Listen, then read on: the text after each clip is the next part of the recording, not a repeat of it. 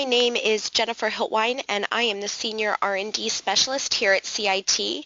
I do appreciate your patience today in dealing with this raspy presentation. I am dealing with a cold at the moment, so thank you very much. And if you have any questions or couldn't understand or anything along those lines, please feel free to ask during the Q&A portion of the session or follow up with my team after the presentation.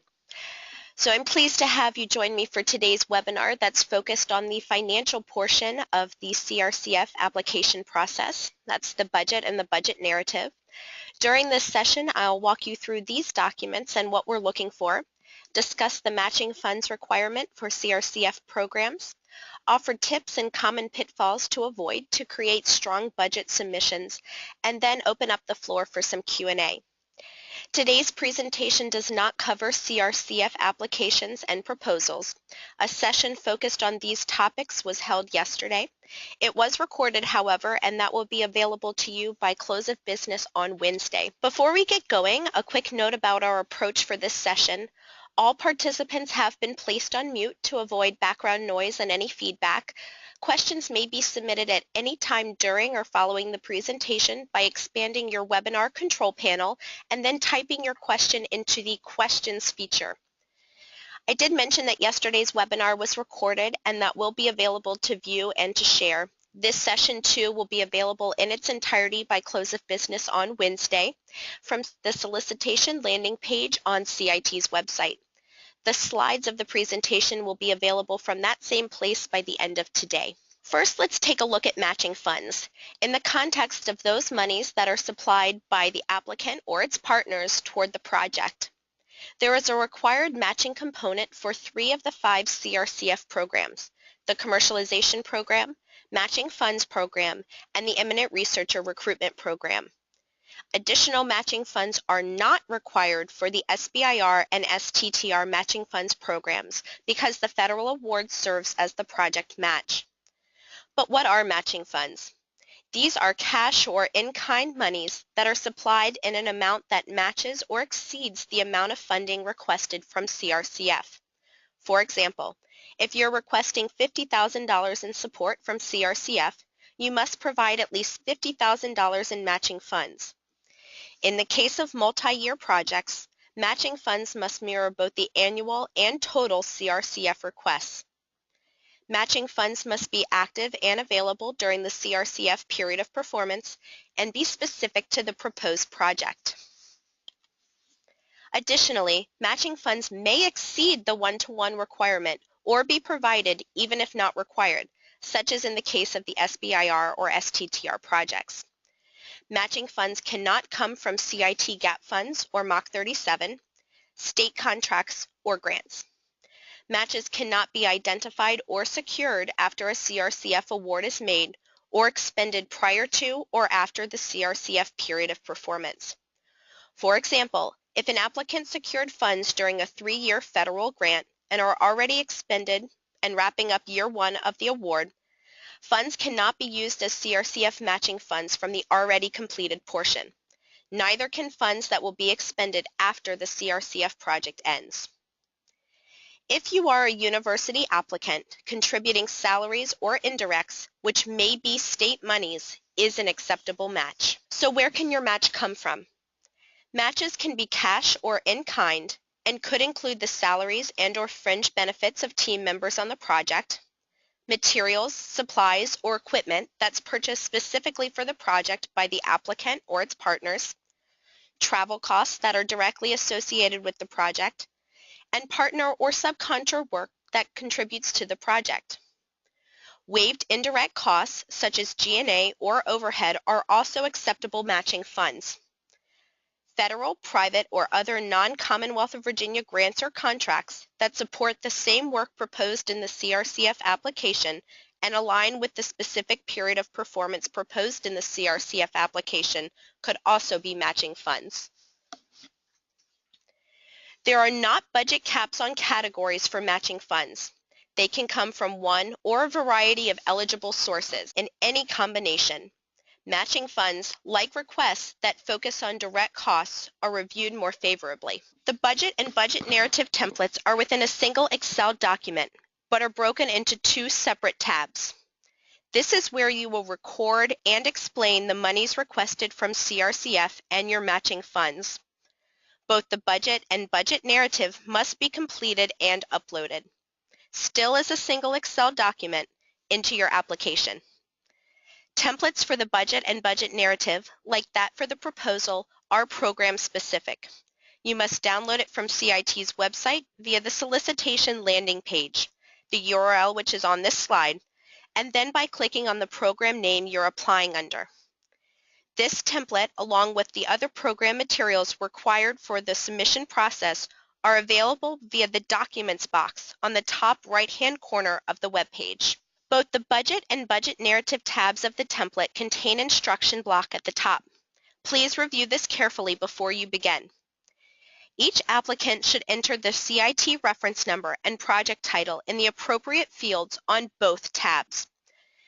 Your CIT reference number is a unique number assigned to your project at the time your LOI was converted into a program application. It's a number that begins with the program type, such as CP, ER, MF, SBIR, or STTR, and followed by the number 17. This number can be found within your instruction email or pre-entered into your online application. This number is not the 8-digit request ID number that was used to identify your LOI. While that number is still connected to your submission in the online portal, it's the CIT reference number that we will use to identify and refer to your project moving forward.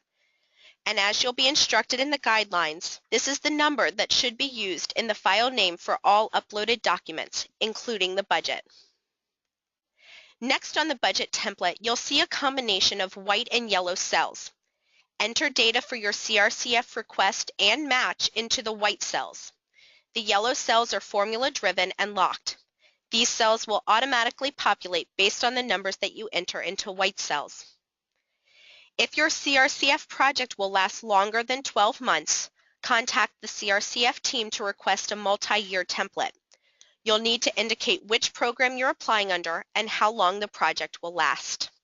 This is a matching funds program budget template. However, all program templates will look very similar. The bottom of each budget has cells to calculate the percentage of CRCF requested funds for direct versus indirect costs. Remember, there is a cap on the amount of indirect costs applicants can request. This is varying by program. The guidelines, as well as the templates itself, will identify this limit. Additionally, projects requesting funds to cover direct costs only are reviewed more favorably. Direct costs are those costs that are going specifically towards the project, such as labor, consumables, or consultants, while indirect costs are those such as overhead or G&A, costs of doing business that cannot be solely directed to the CRCF project. To complete the budget, fill in the requested fund and your project match by category, or each row. Columns separate the CRCF request and the matching funds. A reminder that each match, for programs that require one, must equal or exceed the total amount of CRCF requested funds. The match does not need to mirror the requested categories. When you look at your budget, you will see several totals. That for the CRCF request, your match, and the total project budget, which is the sum of those two figures. When we talk about the maximum request, it's the maximum amount of funds CRCF would provide, which depends on the program. If you are an applicant under the SBIR or STTR matching funds programs, additional matching funds may be provided, but they are not required since the federal award serves as the match. Therefore, the column for match and the corresponding section on the budget narrative need only be completed if additional funds are provided. Otherwise, this match section can be left blank. The purpose of the budget narrative is to allow reviewers to understand how the applicant expects to spend CRCF funds. It also identifies the sources, amounts, and uses of matching funds. Like with the budget, enter data into the white cells. This is column B. These cells have wrap text enabled, but it wouldn't hurt before submitting to expand the row heights and make sure that all of your content is visible. This will make it easier for CRCF reviewers to capture all of your information during the evaluation process. Please note that correctly completing the budget and the budget narrative are expectations of all submitted applications. Please review program guidelines carefully for the required level of detail in the budget narrative. Guidance here is also called out in the template itself. The Matching Funds Program Budget Narrative template can be seen here. At a high level, each budget narrative should explain the amounts and categories of requested and matching funds and details how these monies will be used and what they will cover. In all cases, we ask you to provide as much detail as possible. All requests are closely assessed and must be justified as critical to the project. Over the next couple of minutes, I'll provide some examples of what we're looking for in a budget narrative. For example, if funds on the budget are allocated for labor, your budget narrative should explain who these funds cover, the salary for each person, and how much time that person will spend on the project. As another example, if funds are requested to cover fringe benefits, indicate what the benefits package includes, the fringe rate, and how you came up with this rate. Under consultants and subcontractors, you might put funds towards an attorney or patent filings, or a subcontractor who will process samples. In this category on the budget narrative, explain the funds requested and what they will cover. Also indicate the location of the subcontractor or consultant. If any work will be done outside of Virginia, this must be explained and justified. Also indicate why this individual was chosen. Regardless of program, the total amount of CRCF funds requested for consultants or subcontractor work may not exceed 49%. CRCF applicants, including their contingent workforce, must conduct the majority of CRCF project work.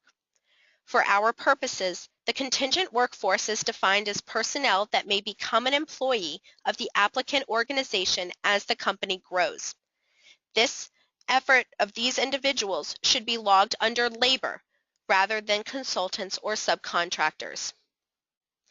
As a final example, if CRCF monies will be directed toward equipment, describe what is being purchased and its use for the CRCF project.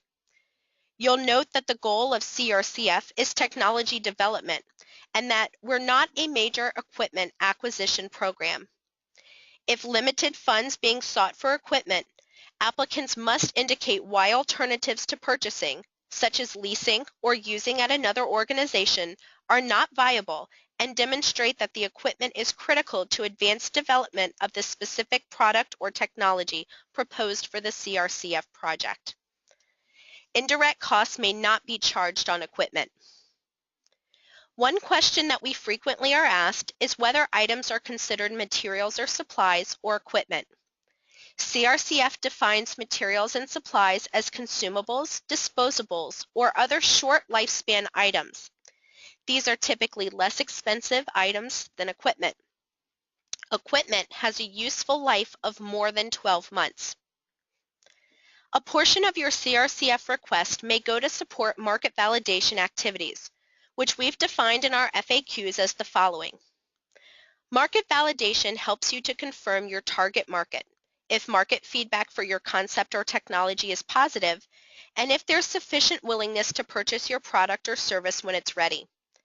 Examples of what falls under market validation include online or other market research, including acquiring and reviewing reports, conducting surveys and interviews, and performing competitive analyses, interviews or marketing or sales meetings, attending conferences to assess competition and/or to meet clients or potential clients, and/or developing a marketing plan.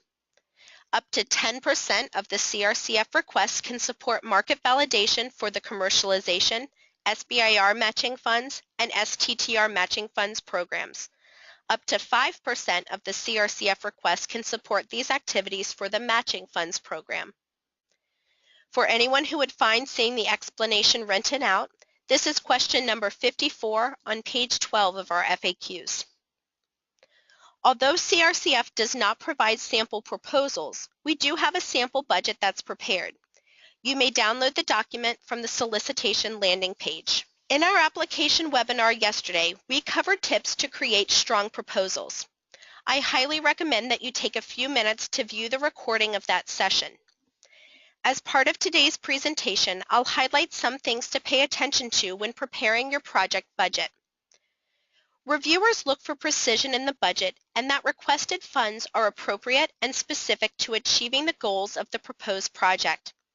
We recommend that applicants double-check their calculations in the budget and budget narrative to ensure that the total amount of requested funds is accurate against that budget narrative breakdown, particularly for the labor category. For example, when you calculate the rate of pay for key personnel and the amount of time that they'll commit to the project, overall there should be consistency throughout the proposal, budget, and application, such that the information included in the budget and budget narrative map to other materials. This can be, for example, making sure the total CRCF request and match are the same as what you keyed into your application and included in the required top portion of your proposal template, or that key personnel called out in the budget narrative are identified in the proposal for the work that they'll conduct. One thing that I called out before but will mention again here is to pay particular attention to budget category caps, such as that on indirect costs, subcontractors and consultants, and market validation. You can find these program-specific caps in the guidelines or within the budget template. And lastly, speaking of that template, I can't stress enough to download and complete the current program-specific budget templates. If your submissions are not prepared in accordance with the guidelines, including the format and content, it will not advance past initial review. CIT will not reach out to applicants for clarification or for more information.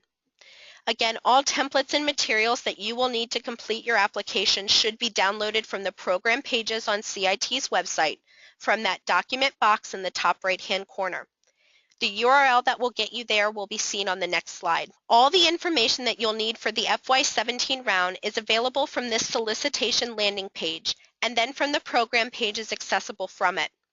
Here you'll find the webinars, registration links or the slides and recordings from sessions that were already hosted. Since this is the last live webinar that we have, it will be those recordings, FAQs, as well as sample materials.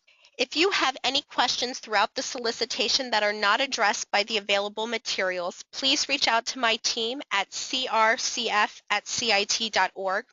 We're available during business hours, Monday through Friday, and do look forward to working with you. Remember that your completed application, including all of these components, the budget and the proposal, are due by noon on Thursday, January the 19th. So this concludes the prepared portion of the webinar. I'd now like to invite any questions that you may have at this time. Questions should be submitted by expanding the webinar control panel and then using the questions function. I will address all questions in the order that they come in as best as possible for the benefits of all participants today. If a question requires more information, I'll follow up with that individually separate at the conclusion of the session. So we have a great question here. If the project is selected, when are the funds provided by CIT? For example, would the $50K be provided at the start of the project, or will it be provided after the project is completed? So when CRCF awards are made, there are certain award acceptance materials that are asked of each award recipient, things like adherence to the terms and conditions, providing banking information or information about wire transfers, any award contingencies that are needed. So once that information is provided to CIT within the appropriate time frame, the first portion of your CRCF award is dispersed. In most cases, this is about 60% of your award, and the remaining funds are provided about midway through your project. So each award recipient provides a progress report detailing the work that's been conducted and the work that's still to come, talking about the milestones that are reached and the activities that have been undertaken. And provided that everything looks good, those remaining funds are dispersed. So you should have everything in your hand before the project is completed. See, can we use already purchased institutional equipment such as a fluorescent microscope? Certainly, you are welcome to use any equipment or supplies that you already have to conduct any of the projects, so that is not a problem. If a person chooses to do a multi-year project, how many years can the project go up to? So project timeline is determined by the applicant. There is no maximum projects that can be conducted, but it really would be up to you to determine how long the project should take. Particularly in the case of our private sector programs, you'll have a $50,000 award from CRCF. So you should be thinking about how far that $50,000 can go.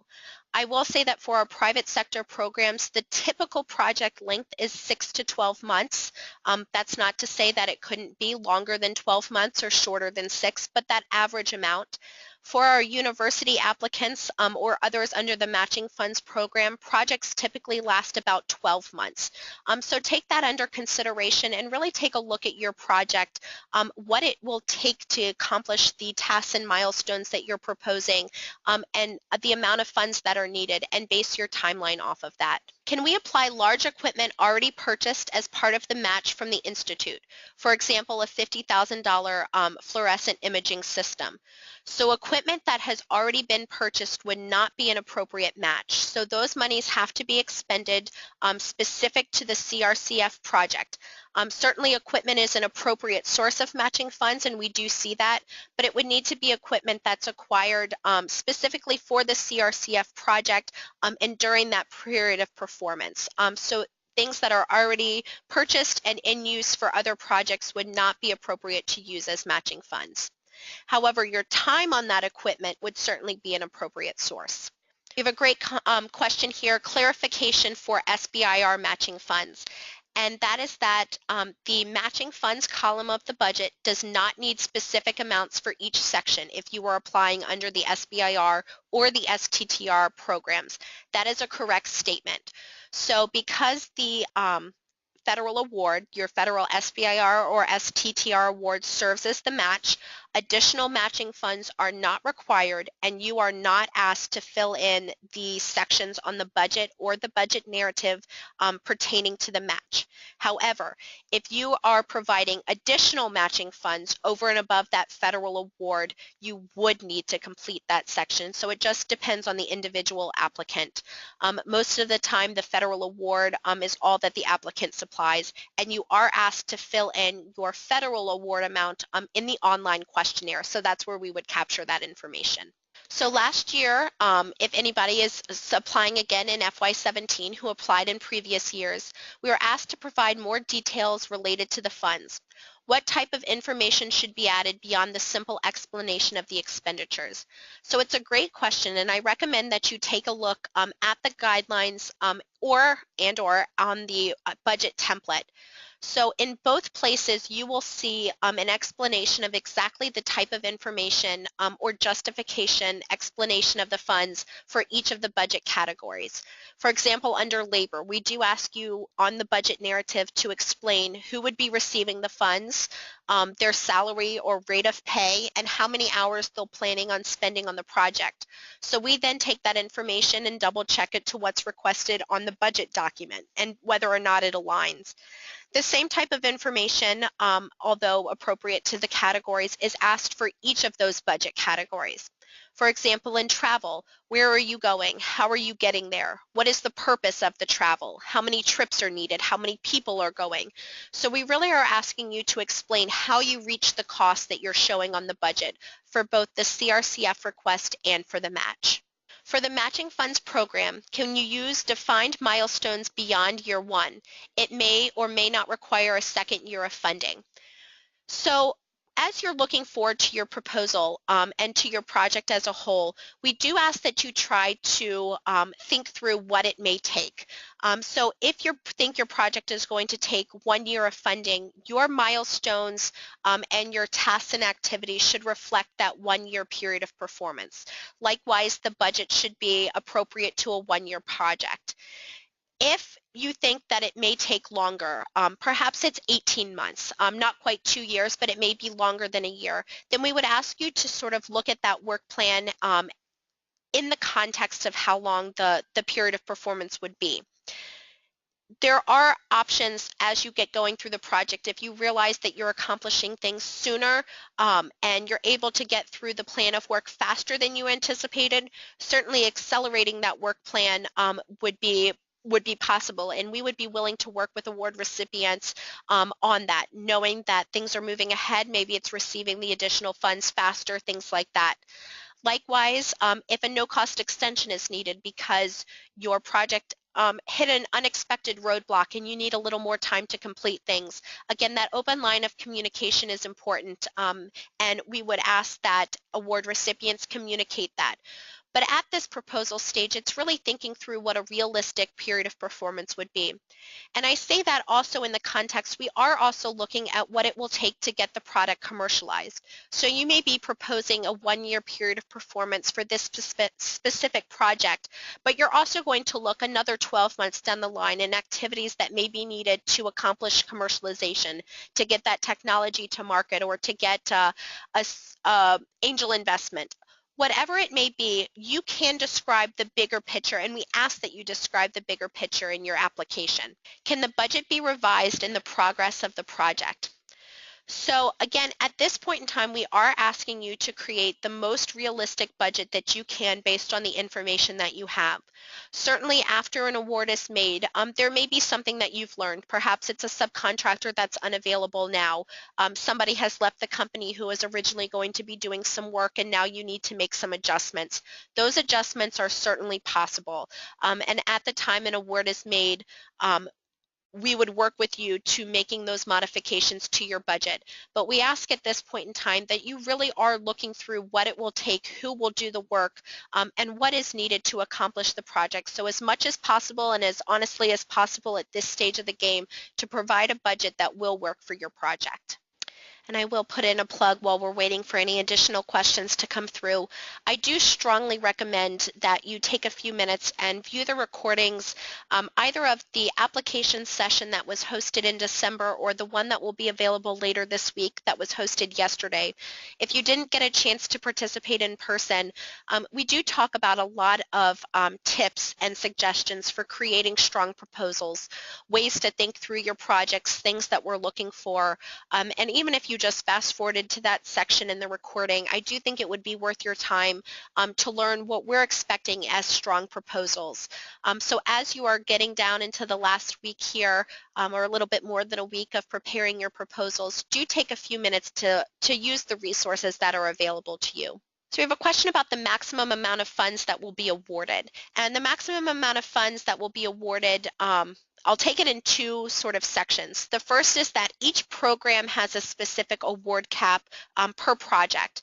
So for example, our private sector programs, commercialization, SBIR, and STTR, they have a $50,000 award cap. So you are welcome to request up to $50,000 from CRCF, and we would award up to that $50,000 per project. In total, we have a $2.8 million solicitation, and we are looking to award every bit of that $2.8 million this round. How that breaks down is not predetermined, so there's not a specific number for each program. There's not a specific dollar for each program, nor is there a predetermined cap for different industries. So really, it's the best of the best proposals that we are looking to fund, and again, up to that $2.8 million. So we have a question about the types of activities in general that can be achieved by the money acquired by CRCF and from the matching funds. And it's a terrific question and is definitely really helpful in trying to figure out how you may approach your project. So I mentioned that CRCF really supports the technology development efforts, and that's going to be key. So these monies may be used for market validation activities. It may be for intellectual property protection. It may be to acquire different materials and supplies.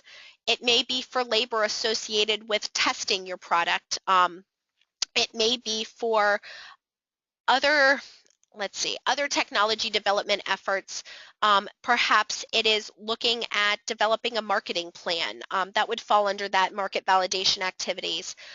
Labor is a big category where we see CRCF funds going to. Your labor, that of your team, that of your contingent workforce who are working on building that prototype, testing that prototype, all of those different types of activities that are going to lead your product or technology to eventually hit that commercialization stage.